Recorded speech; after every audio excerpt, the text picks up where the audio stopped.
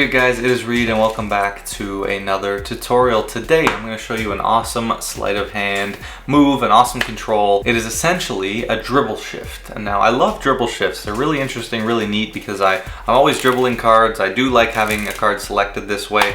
But the one thing I love about this is you can still have a card selected from a spread, which personally I do like a little bit more than a dribble because it feels a little bit more fair. And the replacement is done on a dribble, and that's where the move occurs. And it's really awesome. It's great because you can have the card taken, held, selected, signed by the spectator. They can hold it. You don't have to have, any kind of setup where they just look at the card or anything like that. They really get to handle it, and then the control is achieved right to the top of the deck. So it's a really awesome move, one that I use quite often. I first saw Shin Lim do this move, and then I kind of was very fooled and did not know what the heck was going on. And then I, eventually started to figure out what I think he must have done. And eventually it kind of turned into this. And so maybe it's not the same thing, but I know there are definitely variations or versions or this does exist, but this is sort of what I ended up teaching myself and how to make it work and the way I do it and how I sort of improved and came up with the subtleties and justifications for this specific move. So without any further ado, let's just get into this dribble shift. Alright guys, time for a quick demo on this move. So let's have a card selected, 3 of spades. Truly any card can be selected, completely free choice. Spectator can now handle this card, sign it, do whatever they'd like. When it's ready to be returned, they can call stop and truly leave that card wherever they'd like. They replace it, they do everything, and all I do is dribble that card into the middle of the deck, square everything up, and with a snap, their card is controlled to the top. Alright, time for some exposure on this move. So we will have a card selected, truly any card. They call stop, we can leave it truly wherever we want. And then I will come over and I will dribble. Come over and dribble the cards on top, square everything up, and their card comes to the top. Alright guys, time for the breakdown on this move. This move is a lot of fun, a little bit knacky, but it's great for all kinds of situations. It uses just a little sort of pinky clip. That was pretty neat. This uses a little pinky clip and a dribble. And it's really not that difficult, but it's a lot of fun to do. So, step 1, you have a card selected. Now for this, I'm always going to go with a spread. If I have a table, I love spreading like this. It just feels so open and fair. They can, come through and really choose any card they want. Now, they'll take that card, and the beautiful thing about this control is they can hold this card, they can sign it.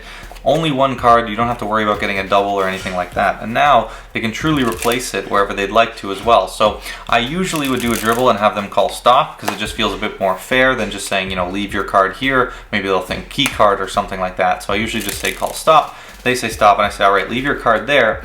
And I like to do this with my head turn. So I'll kind of turn my head now at this point and come over and do the control and get their card to the top. So how you do this, it starts once they've placed the card here, right? So what you've done, the card selected, they call stop, they've signed it, everything, dribble. So you hold this in a regular mechanics grip. And the only difference is because you have less deck, right? You have about roughly half the deck. And that's, pretty much the sweet spot for this, but you can do it with less cards, it's totally fine, but about half the deck I find works really well. Your hands basically stay in the same position as they normally would, but because there's less deck, now your pinky can get over top a lot easier, right? When the whole deck's there, it doesn't have much pinky that's on the deck, but now when you move this, you have a lot more that's exposed that can curl over the top. Okay, so for now you just hold it regular. With this packet, you're going to come forward and block the deck. So what you need to do is come forward, and the angle is about here. So I would say you're about 5 inches up.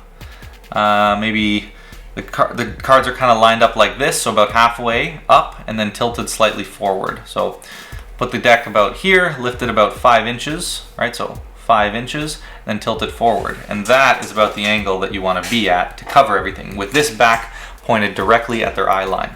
So you come, and just as you get this deck into view, you're going to pull down on the pinky and pop up that one card. Now, right there, it made a lot of sound. So you just do it soft, and you can just get one card to lift. Now, sometimes when you do it soft, you'll get more than one. But actually, that's fine because everything's going to slot underneath, and their card's still going to end up on top. So essentially, you're coming around, and when it's hidden, you do this.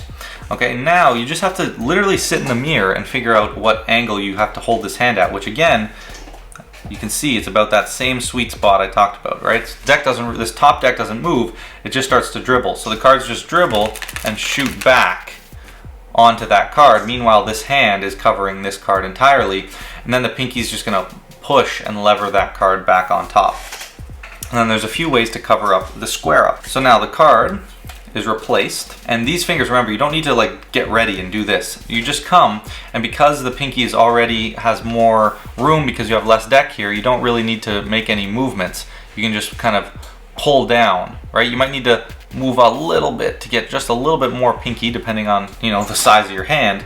But for me, you know, from a regular mechanics grip, if I cut, all the movement I need to do is just kind of pull down and it'll flick right up. I don't really need to move a bunch more pinky on top of the card, and you want to kind of keep that movement to a minimum, right? And it kind of can all happen just as that card comes into view, right? So you see, boom.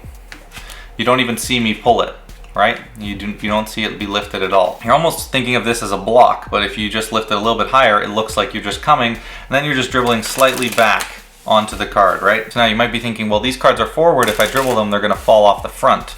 But it's more of just a height thing. They're not really back that far. They still kind of fall into position. When your hands are level, it all kind of works out. I'm kind of tilted forward a bit, so it's hard to show. But from a normal angle, right, they all just fall in nicely because my hand, this hand is slightly tilted backwards. So when they land here, even if they're off the front, they're going to slide back, okay?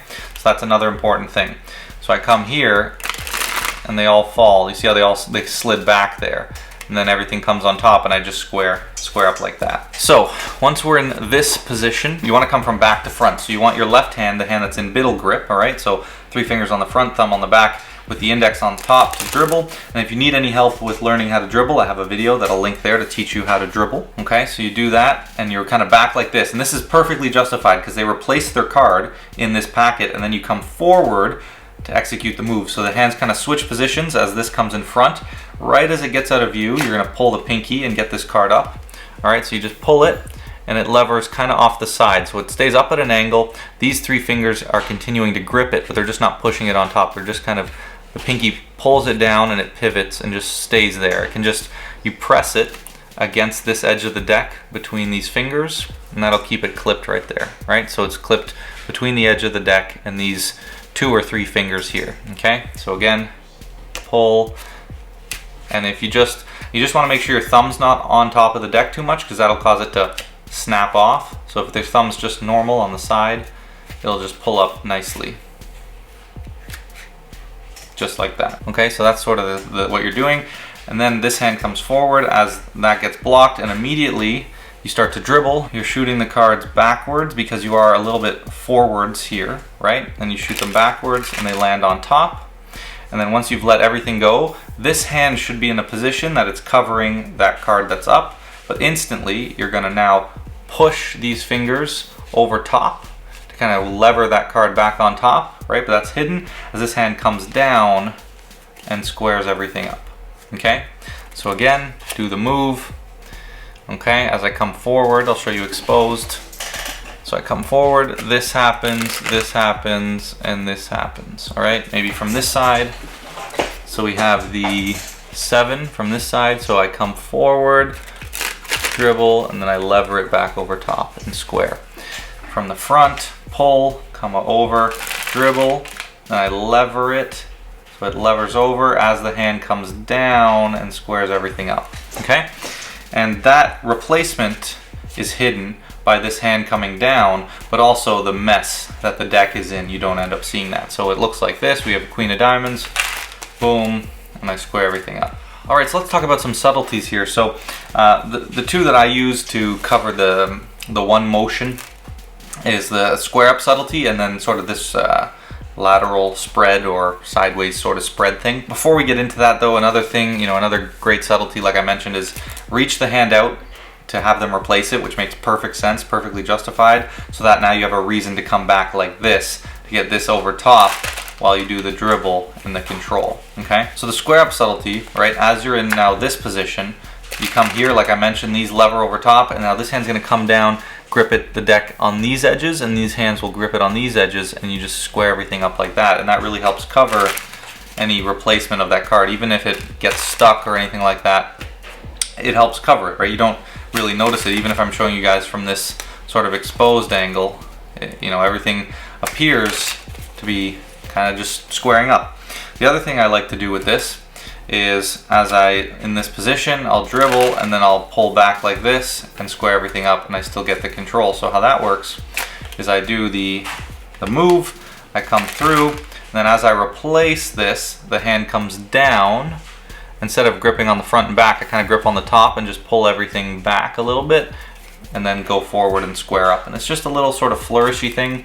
I'm sure you guys have seen it before, but it just helps cover the move just like that, right? And then you still get the control. So body language for this, of course, you want to be smooth and natural. You just want everything to look very normal, you know. I like making this one a bit more messy because it can be, but it's very fair feeling, right? I just did it there again, and it just looks nice. Everything makes sense. It's super fair. They take out whatever card they want, they handle it, they sign it, they place it wherever they want. I literally dribble it into the middle, and I've done the control. So that's, you know, one of the reasons I love this one so much. Another thing to keep in mind when you're doing stuff like this, if, you know, at the moment where you go to do this, you can kind of bring the attention upwards, look them in the eye, maybe ask them something. That sort of body language can help, especially as you're practicing this, if your hands can't quite be grilled yet. So, you know, you'd go like this, you know, you said leave your card here. Do you remember what your card was actually? Yeah, perfect. Okay, so we'll leave that in the middle, and I've already done the control. And if you do that and you lift your eyes up, bring the attention up and look them in the eye, you can get away with that through some body language. Now, in terms of uses and other ideas, I want to talk to you about a quick issue that I know can happen pretty common with this. And that is when you go from here and you've done the replacement and then you try to kick it on top, it can sometimes get stuck. You'll notice it'll get stuck in the hand, almost like this. Like you'll come to push it and bring this hand down, and it'll get stuck, and the card will you'll end up, you know, trying to go to close it, and it'll get stuck here, and then you'll like have it like this, and this hand will almost like pop up into palm, and it's just not good. So what's happening there is you are coming down a bit too fast. So you're coming down and you're catching this card before it has time to lever. So just make sure you're really pushing with these fingers over to lever it as much as you can, and then this hand comes over top and fixes up any last issues you have, right? See, I kind of did it there. It came, and it often gets stuck in this thumb, like right in here. It'll kind of hit right on here. That can also mean you're a bit too low. Sometimes you'll go here and then you won't even move this hand, but you'll go to do it. And as you go to lever that card back over, it'll just hit this thumb, and then your hand will eventually come down and ruin everything. So that just means you need to lift the packet a bit higher so that you have enough room to clear that on top and then come down, right? So it's boom, boom, boom. And you can see there I just did it with 2 cards, but the control still worked, because even if 2 cards get levered up, your selection's always going to be the top one. So another idea, and something I love about this control, is using it as a multi-card control, because normally multi-card controls, you'd either have them place all 3 cards back in that spot, and then you just do the one control.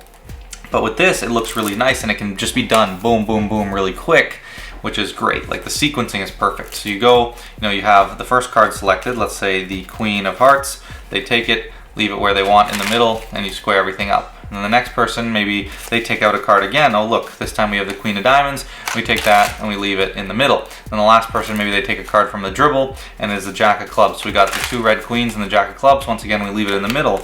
We've controlled all 3 of those cards to the top. So because of the mechanics of this, you lever, boom, that card's on top. And now as long as they don't take the top card, you're fine. And you can do it again, and it maintains the order of the pack and the selections on top, because they just keep getting moved to the top each time. It's my favorite way to use this is with dribbles. So we go boom, they get that one there, I leave it in the middle, and I say, okay, let's get another one, boom, they get that one there, and I've just done 2 controls and 2 cards selected from a dribble, just like that. It's just a great multi-card control. So my last little idea, and something you can do, is you can actually go straight into palm with this, and you probably could see that by some of the troubleshooting I was talking about, but when I was playing with that, I realized that you can actually use that to your advantage.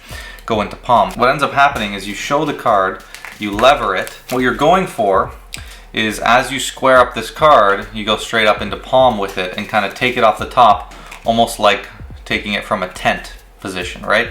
So show it, come over, boom, and then I kind of palm it as I come down to square, right? That's the idea essentially. So you come here, boom, boom, palmed, right? And the other sort of slight variation on this you could do is come from here, go like this, and then kind of let it fall on top as you square it. And even though it's flat, you can kind of peel it off into palm as you're simulating squaring everything. You just slide it off and grip it in your hand like this, and you can get it in a palm that way. So there's kind of two variations there, right? You pull and you come here, and then while it's up, you grip it into palm and square everything up, right? Or you come here, you go, boom, you kind of square it, so I don't have anything in palm, it's kind of squared, and then I peel it off as I square off everything here by just applying my palm here and just literally sliding it off and kind of holding it like that. So, alright guys, so that's it for that control. In the comments below, let me know what you thought about this control, if you will use it, and what your favorite variation was. This is one that I really love. It's a really cool, really fun one to practice even if you don't use it. I want to welcome all the new subscribers. Welcome, hope you enjoy this tutorial. Don't forget to hit the like button if you liked the video, drop me a comment. And with all that said guys, don't forget to like, comment, share, subscribe, and I will catch you in the next video.